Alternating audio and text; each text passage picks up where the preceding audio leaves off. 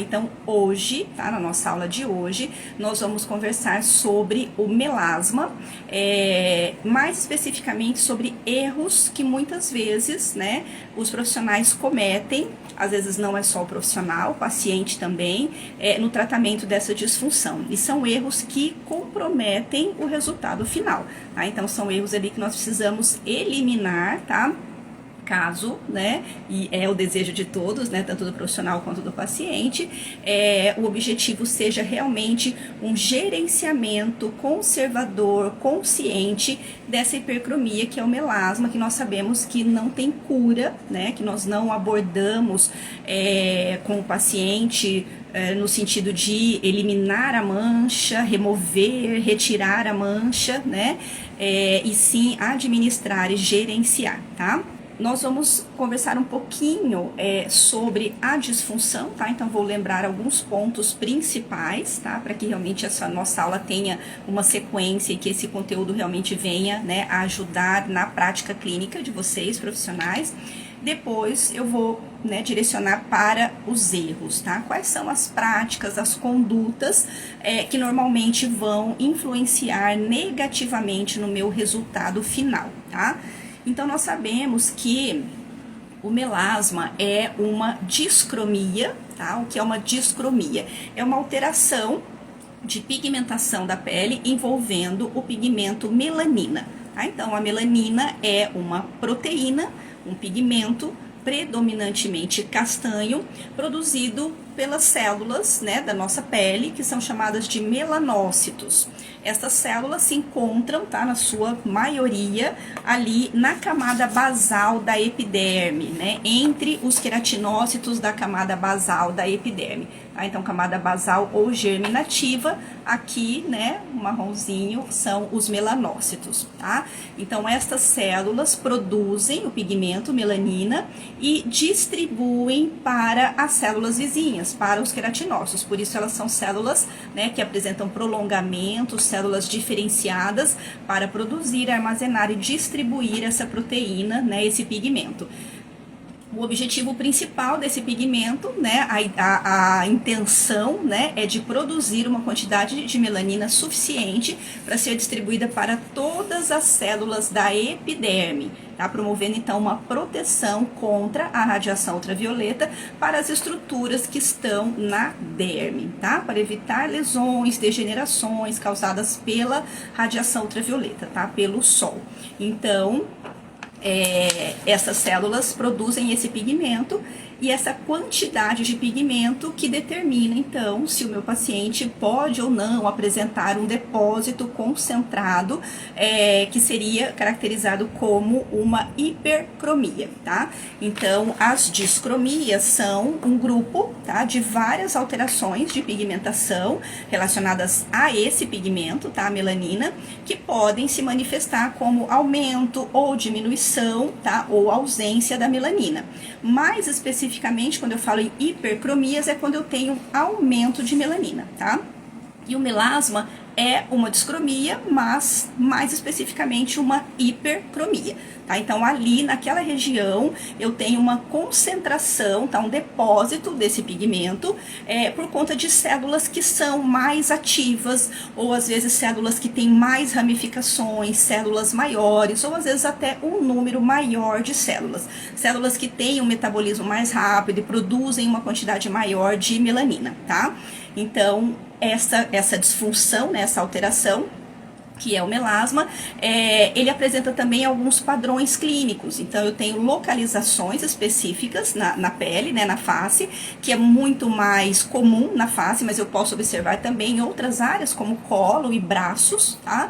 Mas é mais comum na face. E aí eu tenho um padrão clínico que é bem comum, que é o padrão zigomático, né, que nós observamos, então, esse escurecimento aqui na região malar ou zigomática, nasal, em alguns casos supralabial, e temos outros padrões que acometem outras áreas, tá? Como a região frontal também, é bem comum, e um padrão que não é tão comum de acontecer, que acomete estas regiões, tá? Que é região de mandíbula e região mentoniana, tá? Além disso, da localização, as lesões têm uma característica, né? Então, quando eu olho para elas, eu vejo características clínicas, onde eu vou observar, então, manchas castanhas claras a escuras, mais concentradas no centro da lesão e com um pontilhado pigmentar no entorno, tá? Então são manchas irregulares, tá? Localizadas nessas regiões, principalmente, que nós comentamos, mas elas são bem definidas, eu consigo visualizar muito bem aonde está esse depósito, aonde está esse aumento, né, da melanina, essa hipercromia, e normalmente elas se apresentam assim, mais fechadinhas no centro, com um pontilhado pigmentar em volta, tá? Os fatores, né, etiológicos, que são as causas, são várias, né? Então eu tenho fatores hormonais envolvidos, tem a questão da exposição solar envolvida, mas tem também uma predisposição genética, né, determinada pelo, né, na verdade, a questão genética determina o fototipo, e eu sei que fototipos mais altos têm mais tendência a hipercromias, e também quando o paciente tem um histórico familiar, tá? Então eu tenho esses fatores hormonais, principalmente a gestação, é onde eu tenho, né, maior incidência, maior número de casos, mas também pelo uso de anticoncepcionais, né, hormonais, também por reposição hormonal no pós-menopausa, algumas situações como doenças do fígado, doenças crônicas, carência de vitamina C, mas a gestação é o principal fator, tá? Um fator desencadeante naquele paciente que já tem uma predisposição. E aí a questão da exposição solar, que vai estimular mais ainda o aumento, né, dessa melanina, que é essa reação que acontece dentro do melanócito, que nós chamamos de melanogênese, tá? Então, lembramos, tá, o que é essa lesão, essa disfunção, normalmente como ela acontece, né, fatores envolvidos, e aí vamos para o foco da nossa aula, que são alguns erros, tá, que os profissionais às vezes cometem, com certeza, sem saber, né, muitas vezes porque ele foi orientado, né, por um professor, por um fabricante de cosmético, por um fabricante de equipamento, a utilizar daquela forma, tá? Não é tão antigo, né? É pouco tempo que nós sabemos um pouco mais sobre essa fisiopatologia do melasma, o que que agrava, o que que melhora, quais são outros fatores envolvidos, né? Como fatores de crescimento, por exemplo, eu vou comentar também. Então, até né, um certo tempo atrás, e não é muito distante, né, dos nossos dias atuais, a visão de tratamento do melasma não é a mesma que nós temos hoje. Então, sempre trabalhavam com esse intuito de remover a mancha, né? E não somente manter sob controle, conseguir um clareamento, claro, tá? E depois manter sob controle. Esse conseguir um clareamento, também nós temos um outro fator, que é uma característica da disfunção, que é a intensidade de pigmentação. Tem pacientes que apresentam uma intensidade muito leve, onde a mancha não se destaca tanto do tom da pele. Então, eu tenho uma facilidade maior com esse tratamento.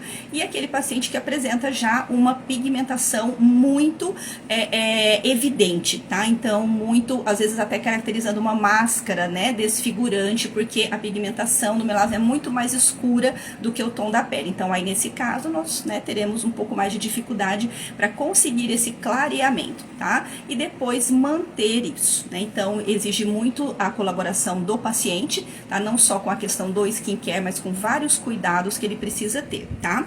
Então, sempre o tratamento, eu tenho, né, a parte, o profissional que vai realizar, vai elaborar ali a partir dessa avaliação de vários aspectos, né, não somente da característica da pele do paciente, mas também do perfil e dos hábitos e da rotina desse paciente, vai traçar um plano de tratamento e vai executar esse plano, né, vai colocar em prática aí todas as sessões com todos os recursos terapêuticos sugeridos, tá? Então, é dessa forma que nós vamos tratar esse tipo de alteração, tá? O melasma. E aí esse nível de clareamento, né? Então uma porcentagem de clareamento também é bem relativo, depende bastante de todas essas características, né? Que eu comentei. Tem um outro aspecto que na avaliação também sempre comentam bastante, que é a localização do depósito do pigmento, né? Então, se ele está mais superficial ou se ele está mais profundo. Quando ele está mais superficial, ele é epidérmico, mais profundo ele é dérmico, mas nós sabemos que a maioria dos melasmas são mistos, tá? E nós conseguimos, né, promover um clareamento mais rápido sobre aqueles depósitos que estão na epiderme, tá? Principalmente através de esfoliações, de remoção de camadas de células, nós vamos promovendo esse clareamento. Já o depósito dérmico já exige outra conduta, porque eu não tenho esse processo de renovação celular na derme, tá? Então, todos esses aspectos são importantes no momento de determinar qual vai ser o tratamento que eu vou realizar nessa pele, tá? Então, como antigamente, né, a ideia era remover essa mancha, e eu ainda observo que, por mais que os tratamentos, os estudos, né, avançaram bastante, então muita pesquisa e tratamentos já mais conservadores, voltados para esse realmente um mínimo de estímulo quando vou tratar o melasma, né, nada muito agressivo, mas eu ainda encontro, né, nas minhas aulas, como eu viajo bastante para aulas em várias regiões do país, né, aqui Nordeste, Norte, Sul também, Centro-Oeste, eu ainda encontro profissionais que tratam o melasma de uma forma agressiva, tá? E esse é o maior dos erros, assim, né? Aquele erro que você tem que cuidar muito, porque isso só prejudica, só atrapalha, tá? Então, existem alguns programas de tratamento comerciais, né, que são os kits de peelings.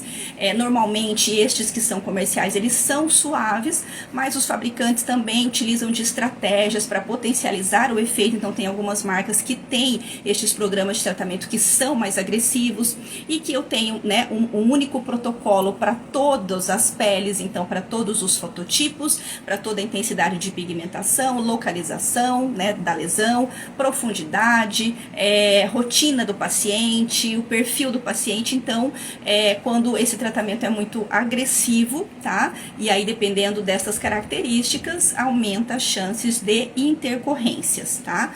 Então, eu preciso estar muito atento a qual vai ser esse protocolo que eu vou utilizar, tá? Então, não sei se talvez vocês conheçam, né? Mas acho que mais ou menos uns 6, 7 anos, assim, estava muito em alta um protocolo chamado de peeling 3D. E ele era um peeling comercial de uma determinada marca, mas que era aplicado na pele em 3 dias seguidos. Então ele promovia, né, uma lesão maior. E eu vi muitos casos, muitas ex-alunas tratando o melasma com este protocolo. Sempre me perguntam do peeling do Mar Morto, que é um peeling também bastante abrasivo e agressivo, mas ele não é um peeling químico, ele é um peeling físico mesmo, mas por conta das características, né, dos produtos, também ele agride bastante. Então eu vejo às vezes, e já tive alunos que fizeram, né, aplicaram nos seus pacientes, e quando o paciente apresentava o melasma, um fototipo mais alto, teve intercorrência. Qual é essa intercorrência, tá? Aumentar a pigmentação da mancha, né? Então é o efeito contrário daquilo que você deseja, tá? E por que isso? Porque quando eu promovo algum tipo de agressão a mais nessa pele, a tendência é que a mancha escureça e não clareie, tá? Porque os melanócitos, né, que produzem a melanina, eles, quando eu promovo um nível de agressão na pele que consiga atingir a derme, que é a camada vascularizada, né, da pele, eu desencadeio um processo inflamatório. E o processo inflamatório é uma situação onde eu tenho a presença de um fator de crescimento, que é o fator de crescimento vascular, tá, o VEGF, e tenho também um estímulo ao aumento da produção de um hormônio, que é o hormônio melanoestimulante, tá? Então são duas situações que favorecem a produção da melanina, então intensificam essa melanogênese, tá? Então os depósitos de melanina, eles vão se apresentar de uma mais escurecidos, porque a pele está produzindo mais. Tá? Então, o ponto com relação à agressão, tá? Então, realizar procedimentos agressivos ou procedimentos mais conservadores é por conta do processo inflamatório, tá? Toda vez que eu utilizar um recurso que tem a capacidade de promover um trauma, de promover uma lesão na derme, tá? Que é a primeira camada vascularizada, eu estou desencadeando um processo inflamatório. E desencadear a inflamação para o melasma é ruim ruim, a tendência é que escureça mais, tá? Já observei casos da realização de procedimentos agressivos, onde o profissional, né, esse protocolo consegue uma boa descamação dessa pele.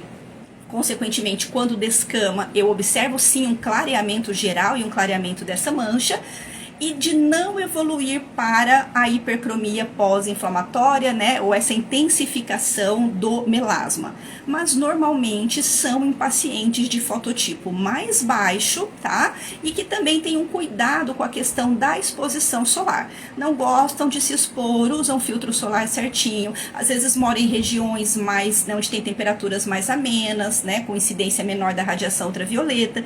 Mas se você tem, né, locais que tem uma temperatura mais elevada, com maior incidência dos raios solares, e o paciente com um fototipo mais alto, a gente tem assim praticamente certeza de que essa mancha vai escurecer após um procedimento agressivo, tá? Então esse é o principal erro. Realizar procedimentos, né, como peelings que vão descamar muito, tá? Como procedimentos como um microagulhamento com agulhas longas que desencadeiam sangramento e consequentemente a inflamação. Esse é o principal erro, tá? Porque além de você não conseguir um clareamento, você ainda tem o risco de aumentar a pigmentação dessa mancha.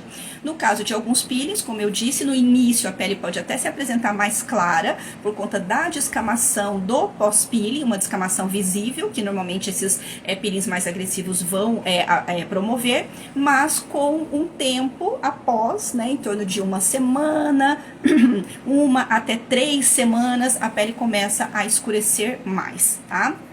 Então, esse é o principal erro. Então, nós não podemos tratar o melasma com procedimentos agressivos, procedimentos que vão atingir a derme, porque quando eu atinjo a derme, eu estou lesionando vasos sanguíneos, né? Então, microcapilares sanguíneos, e a partir disso eu desencadeei a inflamação. Tá? Então não pode ter inflamação no tratamento do melasma, tá? Então eu posso realizar peelings, né? Aí vem uma questão também que, né, tem muitos profissionais que são contra a realização de peelings, tá? Eu até comecei hoje comentando sobre isso aqui nos meus stories, e também aquele outro extremo do profissional que realiza peelings muito agressivos, tá?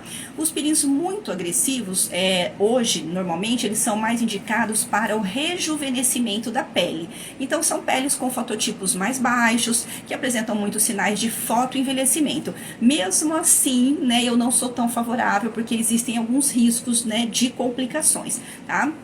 Mas para o tratamento do melasma, eu posso utilizar peelings, tá? Peelings químicos, peelings mecânicos, enzimáticos, desde que eles sejam epidérmicos, tá? Então vão atingir somente a epiderme e de uma forma mais conservadora possível. Então, muitas vezes a orientação é trabalhar somente a esfoliação do extrato córneo, somente a remoção de algumas camadas de células mortas, tá? Com isso eu consigo um clareamento geral, porque todas essas células mortas, elas já estão com esse depósito de pigmento, tá? Então os melanócitos já produziram, a melanina já distribuíram entre os queratinócitos, esses queratinócitos vão se superficializando e quando eles estão ali na camada córnea, né, de células mortas, eles estão com esse depósito de pigmento. Então a partir do momento que eu venho e removo camadas, eu consigo um clareamento geral, tá? Então o meu objetivo é promover esse clareamento geral, promover um estímulo lá na camada basal, que é a camada germinativa, para acelerar o processo de renovação. Com isso eu vou eliminar de forma fisiológica, né, natural, mais camadas de células.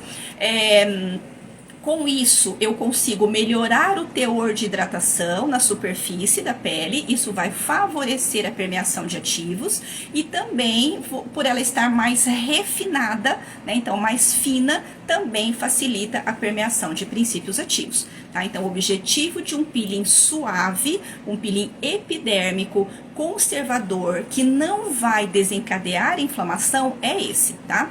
Mesmo se são estes, né? Mesmo se eu realizar peelings que conseguem aprofundar para outras camadas da epiderme, né? Então, camada granulosa, camada espinhosa, ainda assim eu tenho peelings epidérmicos que podem apresentar, a pele pode apresentar-se, né, avermelhada, E é natural, tá? Por conta de uma vasodilatação reflexa por aquela agressão ali na superfície, mas eu não desencadeei um processo inflamatório, tá?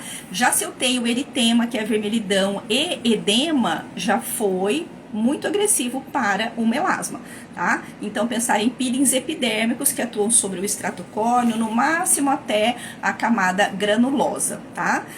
E que no dia seguinte, a pele já não se apresenta mais com esse aspecto avermelhado, sensibilizado, tá? Muitas vezes, o melhor até para essas peles são peelings que não venham a apresentar uma descamação visível no pós-peeling, porque isso sensibiliza, né? Esse estímulo à microcirculação também tem a questão do fator de crescimento vascular envolvido, tá? Então são peelings muito suaves, muito leves, muito conservadores. Muitas vezes o paciente vai apresentar esse eritema, essa vermelhidão, somente ali no momento da aplicação. E aí depois, quando você conclui, né, todo o processo, né, se existe uma necessidade de uma neutralização ou do uso de uma máscara, calmante, filtro solar, quando ele vai embora já não apresenta mais nenhuma vermelhidão, tá? Então, eu não sou contra os peelings, tá? Eu sou a favor de se utilizar peelings, mas de preferência os peelings mais conservadores, tá? Pessoal, só um recadinho aqui para vocês, fiquem à vontade para as perguntas, tá? E aí no final eu dou uma olhadinha aqui e respondo para vocês, tá? Então, esse é o principal erro, tá? E nós já falamos aqui também qual é a melhor conduta, né? Então, não realizar procedimentos que vão atingir a derme. A primeira delas é a realização dos peelings, tá? E aí, peelings bem suaves. Uma outra parte do tratamento que é muito importante e que aí às vezes aquele profissional que não está atualizado, ele esquece de realizar. Muitas vezes ele propõe o tratamento desse melasma somente com peelings e no máximo ou skincare, né, uma orientação do uso do cosmético em casa pelo paciente, tá? Mas eu preciso de uma outra etapa que é muito importante. Então, esse seria o segundo erro, tá? Que é não realizar a modulação da melanogênese, tá? Então, essa modulação da melanogênese, então controlar essa produção de melanina, tá? Não é eliminar, não é inibir totalmente, tá? É modular para que ela fique dentro, né, de parâmetros normais. Eu consigo e devo fazer também no consultório, não somente com o skincare, tá? Então no skincare eu vou sim incluir princípios ativos nas formulações que têm essa capacidade, tá, de modular a melanogênese, associado a alguns outros ativos, né, vou comentar, mas eu preciso também de algumas sessões em consultório, tá?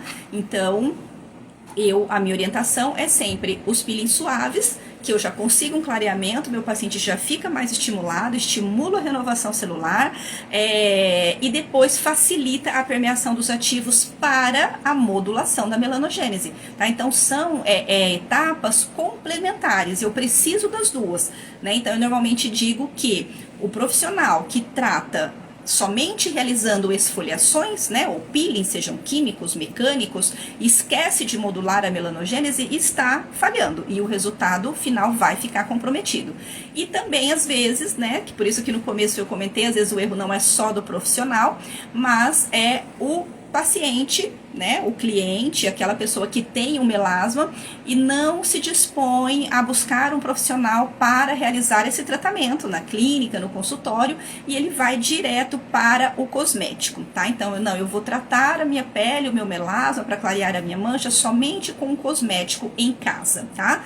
Que seria, então, somente a etapa do skincare, tá? E aí, o que nós observamos? Muitas vezes, nessas formulações, só tem ácidos. Então, ácidos que nós chamamos de queratolíticos, então são ácidos em uma concentração menor, um pH menor, porque a orientação é que o paciente utilize todos os dias, né, todas as noites.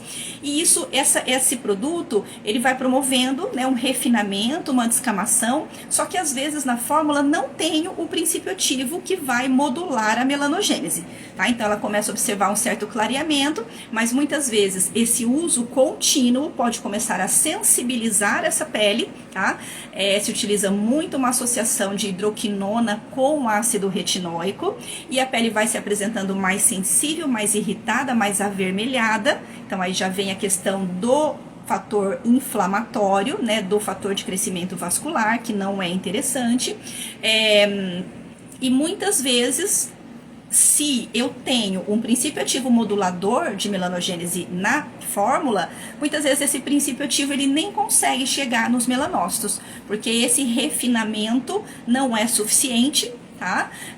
A pele vai ficando irritada, o paciente começa a não utilizar todos os dias, porque ele tem bastante desconforto, né? Tem ardência, tem coceira, pinicação, e ele começa a reduzir esse uso e, consequentemente, também, né? Aí sim, esse princípio ativo, que seria um modulador de melanogênese, vai chegar menos ainda nos melanócitos, tá?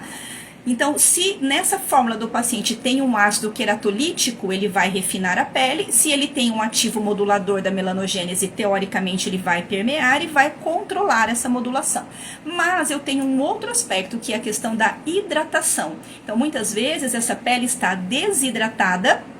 Com essa esfoliação, eu desidrato mais ainda, sensibilizo mais ainda essa pele, e esse princípio ativo tem dificuldade de chegar por conta da desidratação, tá? Porque em uma pele refinada e hidratada, os princípios ativos têm uma maior capacidade de permear, de atingir as camadas mais profundas da pele, tá? Então, esse outro erro, né, que aí é um erro mais do paciente, que não deseja, né, buscar um tratamento profissional, acontece muito, tá? O paciente observa um resultado inicial, depois a pele começa a ficar sensibilizada, se eu tenho ativos queratolíticos, e ele para de usar, e mesmo assim, às vezes, observa o escurecimento, né, da mancha, ele não recebeu uma orientação, então, muitas vezes, eu já vi produtos, né, com ativos fotossensibilizantes, com orientação no produto para ser utilizado durante o dia, ou às vezes é à noite, mas ele esquece de lavar no dia seguinte, ou às vezes esquece um dia de passar o filtro solar, se expõe,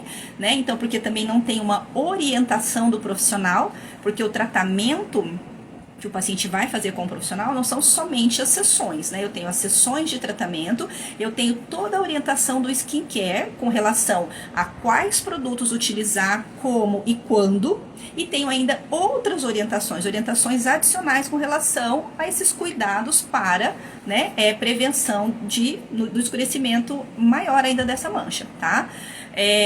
Então, um erro do profissional, né, de realizar procedimentos agressivos, e também posso, né, encontrar esse paciente que erra somente querendo utilizar em casa. Então, sem fazer um preparo profissional com essa questão do refinamento de uma forma adequada, conservadora, e a questão das hidratações. Os melanócitos de uma pele desidratada, eles são muito mais reativos, muito mais sensíveis a pequenos estímulos, às vezes algumas alterações climáticas, né?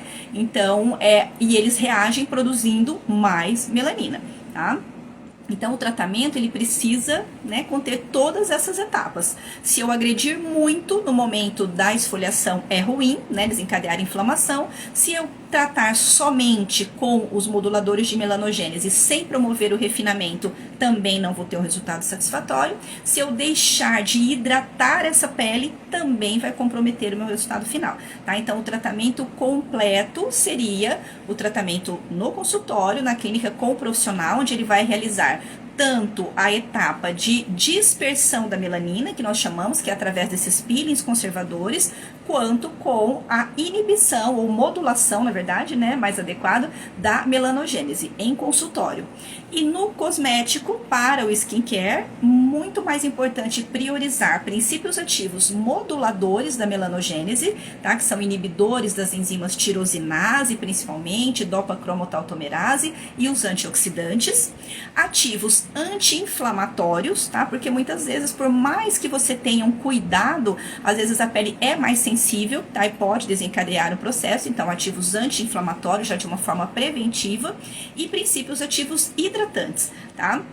Eu, particularmente, não vejo a necessidade, se o paciente está realizando o tratamento com você em consultório. Então, você está dispersando a melanina, você fez essa etapa, você está hidratando essa pele entre cada sessão de dispersão, porque os peelings, por mais suaves, eles promovem uma certa desidratação na pele, tá? Você está realizando as sessões de modulação da melanogênese. Não tem necessidade de que ele use princípios ativos queratolíticos para promover mais descamação nessa pele, tá? Porque ele já fez com você de uma forma preparatória e você pode até incluir dentro, né, das sessões de modulação, de hidratação, algumas esfoliações suaves para manter aquele resultado de refinamento inicial que você conseguiu, tá? Então, sempre de uma forma muito cuidadosa e conservadora.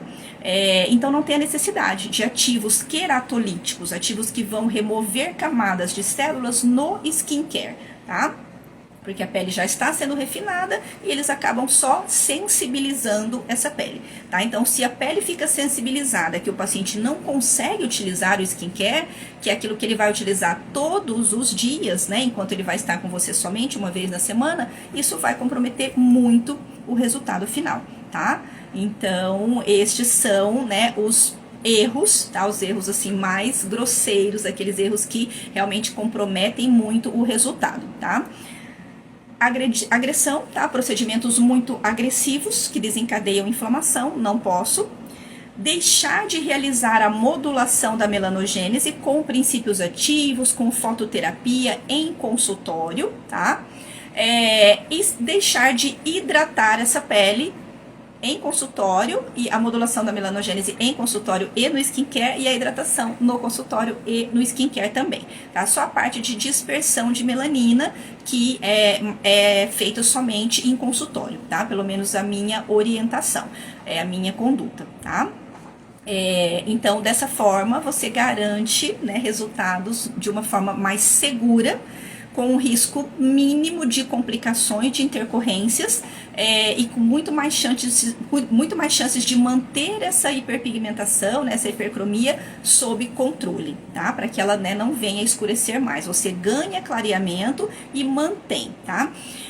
Outra orientação que normalmente eu passo é a questão do tempo do tratamento, tá? Então, na maioria das vezes, esse paciente, quando ele busca o tratamento, ele já tem a mancha há algum tempo, alguns meses, né, às vezes anos. Então, o tratamento não é do dia para a noite, tá? Então, eu oriento pelo menos 3 meses de acompanhamento e depois você pode entrar em uma fase de manutenção, espaçando as sessões, tá? Porque dentro desses 3 meses, as sessões são semanais, onde eu vou, então, avaliar a necessidade, né, e do número de sessões para cada etapa do tratamento, né? Quantas sessões de peeling conservador eu vou fazer, quantas sessões de hidratação, vou realizar limpeza de pele, né? Vai depender das características dessa pele, já posso realizar uma limpeza lá no início, uma limpeza mais clareadora, e vou intercalando também, uma por mês, dependendo, né? Se for uma pele um pouco mais oleosa. Quantas sessões de modulação de melanogênese, né, com cosméticos e fototerapia eu vou realizar. Então, traçar todo esse plano aí de sessões semanais durante 3 meses. E depois você pode dar um intervalo a mais, sempre com o uso do skincare. Outra sugestão é alternar sugestões de fórmulas, tá? Essas fórmulas, elas podem ser comerciais, podem ser manipuladas, e que periodicamente você troque, tá, alguns princípios ativos para que não aconteça ali uma acomodação dessa pele com relação àquele ativo, né, modulador de melanogênese ou hidratante ou anti-inflamatório. E nós temos, né, várias opções, tá?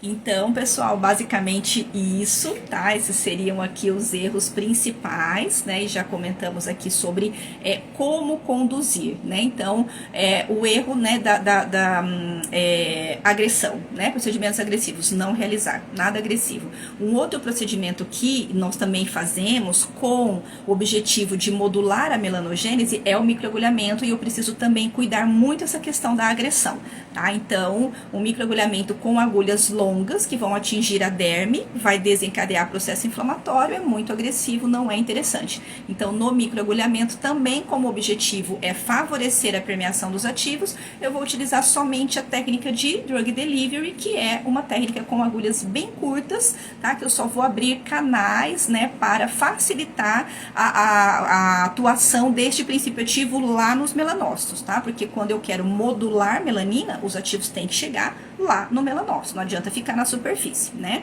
Então, também lembrar desse aspecto de um procedimento mais cauteloso, um procedimento mais conservador, com o mínimo de agressão. Então, não desejo eritema, não desejo processo inflamatório. Ah, professora, mas quando eu faço microagulhamento sempre fica um pouquinho avermelhado, mas se você não tem um eritema de moderado a intenso, não tem porejamento de sangue, não tem sangramento, dificilmente vai desencadear uma inflamação, tá? É somente aquela vasodilatação ali no momento. E você também, né, observar, fazer o mínimo só para permear o ativo, tá? Então, nada de agressão, tudo bem conservador, dispersando melanina de forma conservadora, fazendo, né, a modulação dessa melanogênese, não esquecendo, e também de forma conservadora, e não esquecendo as hidratações, tá? Se vocês tiverem alguma pergunta, podem ficar à vontade aqui para perguntar.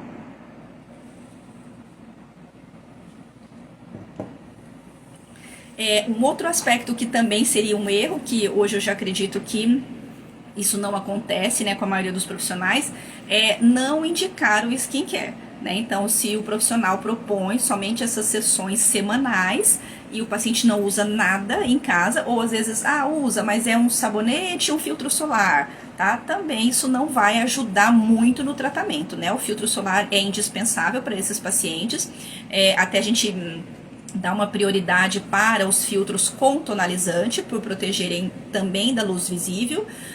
A luz visível tem um impacto, não é tão, né, significativo quanto a radiação ultravioleta, mas também tem, então seria um cuidado a mais, né, essa fotoproteção com tonalizante. Mas o que eu preciso mesmo são daquelas três categorias de ativos: moduladores de melanogênese, que são os inibidores enzimáticos e antioxidantes, anti-inflamatórios e hidratantes, tá?